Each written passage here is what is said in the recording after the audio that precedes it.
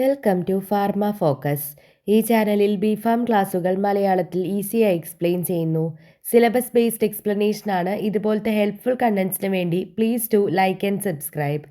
ഇന്ന് നമ്മൾ B Pharm 7th semester NDDSൽ മൈക്രോ എൻകാപ്സുലേഷൻ എന്ന ടോപ്പിക്കിൻ്റെ കണ്ടിന്യൂവേഷനാണ് ഡിസ്കസ് ചെയ്യുന്നത്. ഓൾറെഡി നമ്മൾ കഴിഞ്ഞ ക്ലാസ്സിൽ എന്താണ് മൈക്രോ എൻകാപ്സുലേഷൻ, എന്തിനാണ് മൈക്രോ എൻകാപ്സുലേഷൻ നമ്മൾ ചെയ്യുന്നത്, അഡ്വാൻറ്റേജസ്, ഡിസഡ്വാൻറ്റേജസ്, പിന്നെ മൈക്രോ പാർട്ടിക്കിൾസും മൈക്രോ ക്യാപ്സ്യൂൾസും, അതിൽ തന്നെ മൈക്രോ ക്യാപ്സ്യൂൾസിൻ്റെ കമ്പോണൻസും, പോളിമർ എങ്ങനെയാണ് സെലക്ട് ചെയ്യാനുള്ള ക്രൈറ്റീരിയ, ടൈപ്സ്, അഡ്വാൻറ്റേജസ്, ഡിസഡ്വാൻറ്റേജസ്, ഇതൊക്കെ നമ്മൾ കഴിഞ്ഞ ക്ലാസ്സിൽ ഓൾറെഡി ഡിസ്കസ് ചെയ്തു. അതിൻ്റെ വീഡിയോ നമ്മുടെ ചാനലിൽ അപ്ലോഡ് ചെയ്തിട്ടുണ്ട്. അതേപോലെ നോട്ട്സ് ഡിസ്ക്രിപ്ഷൻ ബോക്സിൽ പിൻ ചെയ്ത് വെച്ചിട്ടുണ്ട്. ഇന്ന് നമ്മൾ നോക്കാൻ പോകുന്നത് മൈക്രോസ്പിയേഴ്സ്. എന്താണ് മൈക്രോസ്പിയേഴ്സ്? മൈക്രോസ്പിയേഴ്സ് എന്ന് പറഞ്ഞു കഴിഞ്ഞാൽ സ്മോൾ സ്ഫെരിക്കൽ പാർട്ടിക്കിൾസ് ആണ്. അത് യൂഷ്വലി ഉണ്ടാക്കിയിരിക്കുന്നത് biodegradable and bio compactable polymers എന്നാണ്. അതിൻ്റെ സൈസ് റേഞ്ച് പറഞ്ഞ 1 to 1000 മൈക്രോമീറ്റർ സൈസ് റേഞ്ചാണ് മൈക്രോസ്പിയേഴ്സിനുള്ളത്. ഇതിനെ തന്നെ നമ്മൾ സ്പെരിക്കൽ മൈക്രോ പാർട്ടിക്കിൾസ് എന്നും പറയുന്നുണ്ട്. മൈക്രോ ക്യാപ്സ്യൂൾസിനെ പോലെയല്ല ഈ മൈക്രോസ്പിയേഴ്സ് എന്ന് പറഞ്ഞാൽ സോളിഡ് അല്ലെങ്കിൽ ഹോളോ ആയിരിക്കും. ആൻഡ് അതിൽ ഫ്ലൂയിഡ് ഫിൽഡ് കോർ ഒന്നും കണ്ടെയ്ൻ ചെയ്യുന്നില്ല. മൈക്രോ ക്യാപ്സ്യൂൾസിനെ പോലെ ഇതിൽ എന്തില്ല, ഫ്ലൂയിഡ് ഫിൽഡ് കോർ കണ്ടെയ്ൻ ചെയ്യുന്നില്ല. പിന്നെ മോസ്റ്റ് കോമൺലി യൂസ് ചെയ്യുന്ന ഒന്നാണ് പോളിസ്റ്റൈറിൻ മൈക്രോസ്പിയേഴ്സ്.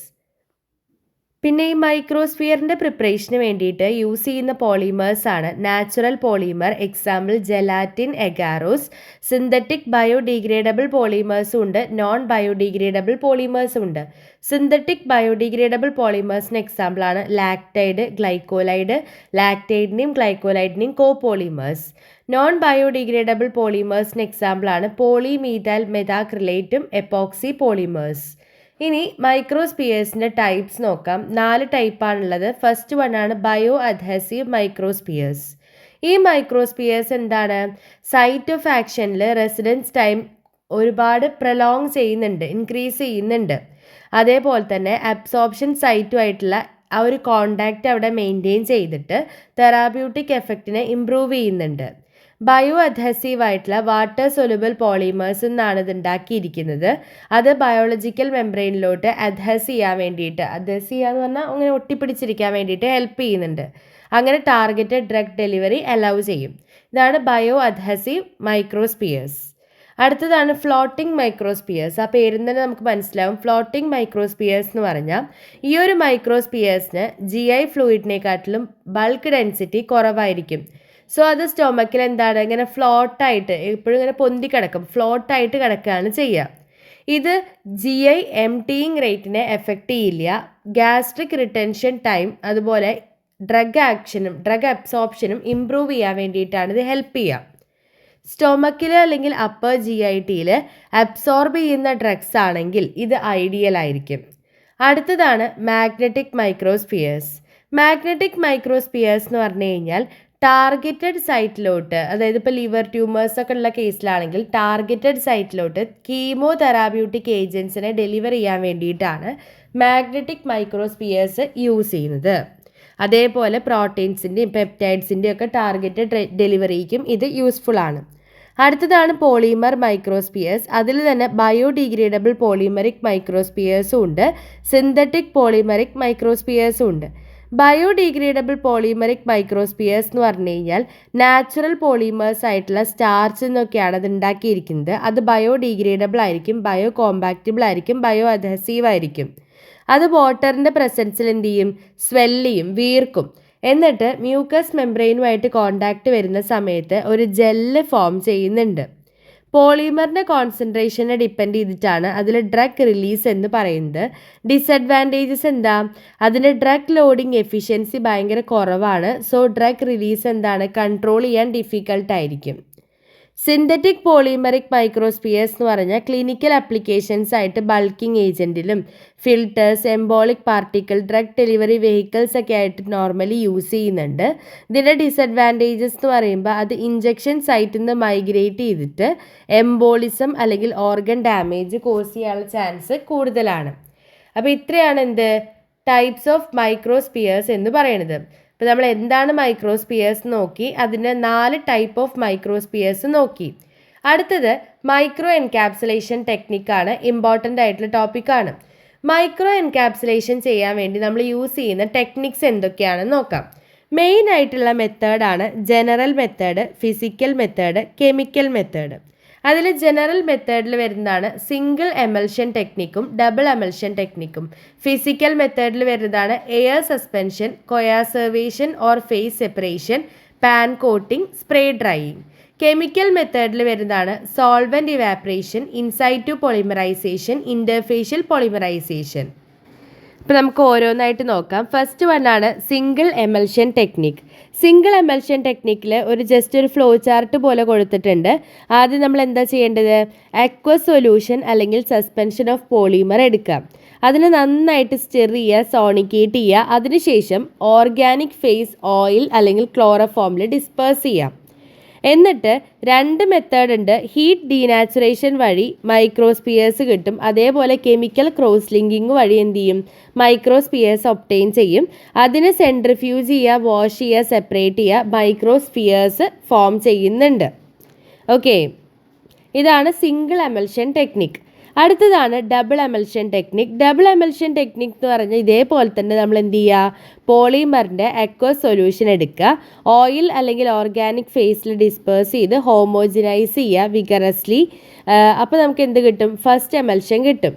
അതിലോട്ട് aqueous solution of PVA, poly vinyl alcohol add ചെയ്യാം. അപ്പോൾ മൾട്ടിപ്പിൾ എമൽഷൻ നമുക്ക് ഒബ്റ്റെയിൻ ചെയ്യും. അതിലോട്ട് large amount aqueous phase add ചെയ്യാം. ഡീനാച്ചുറേഷൻ ചെയ്യുക അല്ലെങ്കിൽ ഹാർഡനിങ് ചെയ്യുക. അപ്പോൾ മൈക്രോസ്ഫിയേഴ്സ് ഇൻ സൊല്യൂഷൻ കിട്ടും. അതിനെ സെപ്പറേറ്റ് ചെയ്ത് വാഷ് ചെയ്യുമ്പോൾ നമുക്ക് മൈക്രോസ്ഫിയേഴ്സ് ഒബ്റ്റെയിൻ ചെയ്യും.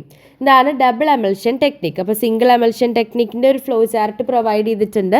ഡബിൾ എമൽഷൻ ടെക്നിക്കിൻ്റെയും ഫ്ലോ ചാർട്ട് പ്രൊവൈഡ് ചെയ്തിട്ടുണ്ട്. ഇങ്ങനെ ജസ്റ്റ് ഫ്ലോ ചാർട്ട് എഴുതുക, എന്നിട്ട് താഴെ ഒന്ന് എക്സ്പ്ലെയിൻ ചെയ്ത് എഴുതും കൂടി വേണം. അടുത്തതാണ് എയർ സസ്പെൻഷൻ ടെക്നിക്ക്. എന്നിട്ട് നമ്മൾ വേർസ്റ്റർ പ്രോസസ്സ് എന്നും പറയും. ഈ എയർ സസ്പെൻഷൻ ടെക്നിക്ക് ഇൻട്രൊഡ്യൂസ് ചെയ്തത് അല്ലെങ്കിൽ ഇൻവെൻറ്റ് ചെയ്തത് പ്രൊഫസർ ഡെയിൽ ഇ വേർസ്റ്റർ ആണ്.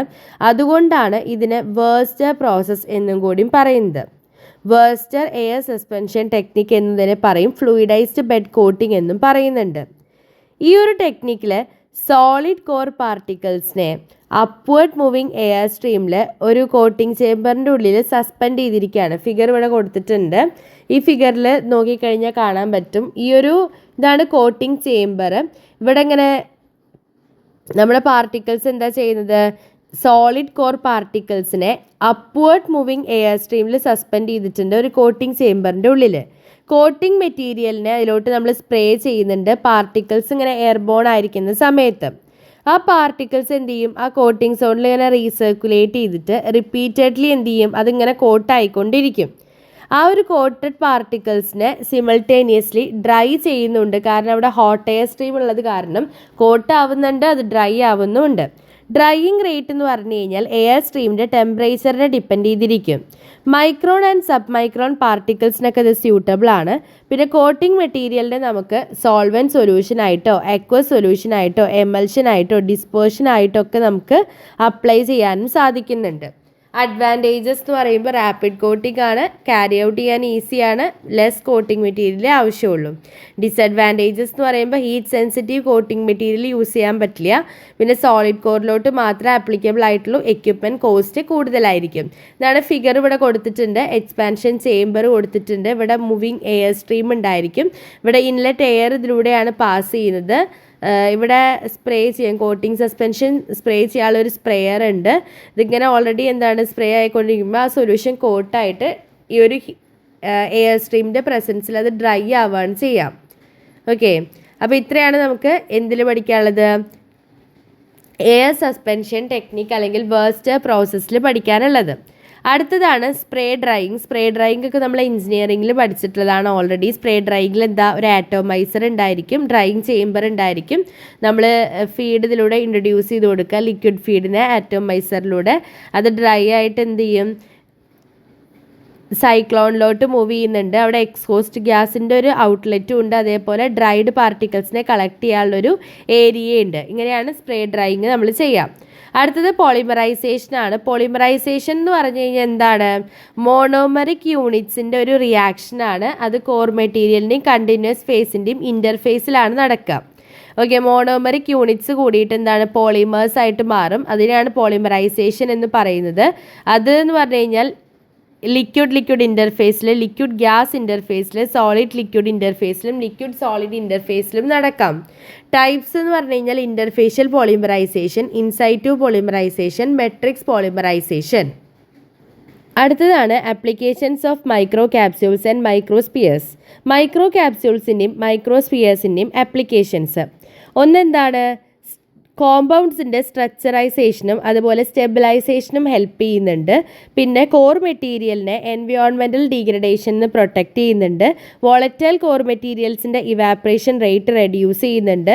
ഫിസിക്കൽ ഫോം ഓഫ് സബ്സ്റ്റൻസസിനെ മോഡിഫൈ ചെയ്തിട്ട് ഹാൻഡ്ലിങ്ങും ഈസി ആക്കിയിട്ട് സ്റ്റെബിലിറ്റി ഇംപ്രൂവ് ചെയ്യുന്നുണ്ട്. പിന്നെ ആക്റ്റീവ് ഇൻഗ്രീഡിയൻസിൻ്റെ സ്ലോ, റെഗുലേറ്റഡ് ആൻഡ് ടാർഗറ്റഡ് റിലീസിനെ എൻഷുർ ചെയ്യുന്നുണ്ട്. അൺവാണ്ടഡ് ആയിട്ടുള്ള ടേസ്റ്റും ഓർഡറൊക്കെ കോർ മെറ്റീരിയലിൻ്റെ മാസ്ക് ചെയ്യുന്നുണ്ട്, പാലറ്റബിൾ ആക്കി മാറ്റുന്നുണ്ട്. പിന്നെ അതർ ഫോമുലേഷൻ ഇൻഗ്രീഡിയൻസിൻ്റെ കൂടെ ന്യൂട്രിയൻ്റ് ഇൻട്രാക്ഷൻ മിനിമൈസ് ചെയ്യുന്നുണ്ട്.